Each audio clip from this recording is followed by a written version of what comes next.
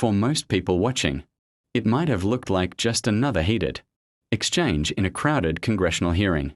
A stray insult, a sharp comeback, politics as usual. But anyone who's lived under the weight of history knows this was not just another moment. Because words matter, spaces matter, and in America, the halls of Congress carry not only laws but symbols. They are supposed to represent democracy at its highest form, the dignity of debate, and the guarantee that every elected official has a voice. Yet in that instant, the phrase "you people" cut through centuries of struggle. It carried echoes of segregation-era dismissals, echoes of every time power tried to shrink dignity into silence. The chamber wasn't just a room anymore, it became a battlefield. White right pointing backhand index on one side, the state-backed, power structure, confident, entitled, backed by centuries of majority dominance.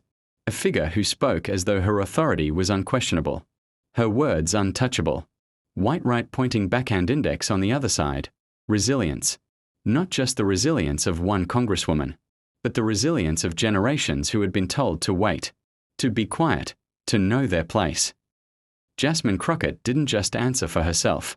She answered for a community, for millions who had been waiting to hear someone push back, not with rage, but with razor-sharp clarity.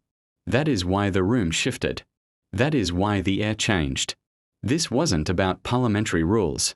It wasn't about a policy amendment or a bill on the table.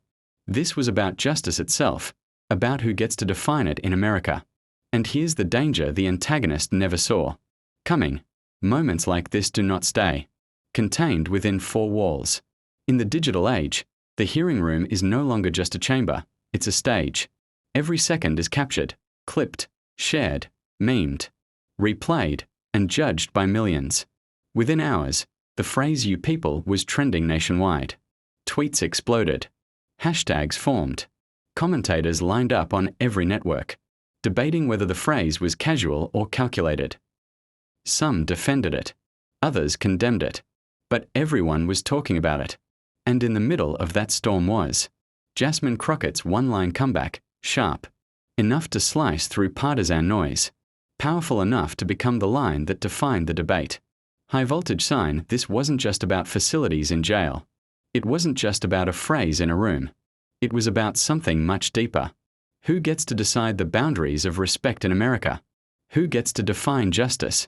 Because if dignity can be stripped away with two careless words inside, Congress, the very symbol of democracy, what does that mean for every person outside those walls who doesn't have a microphone?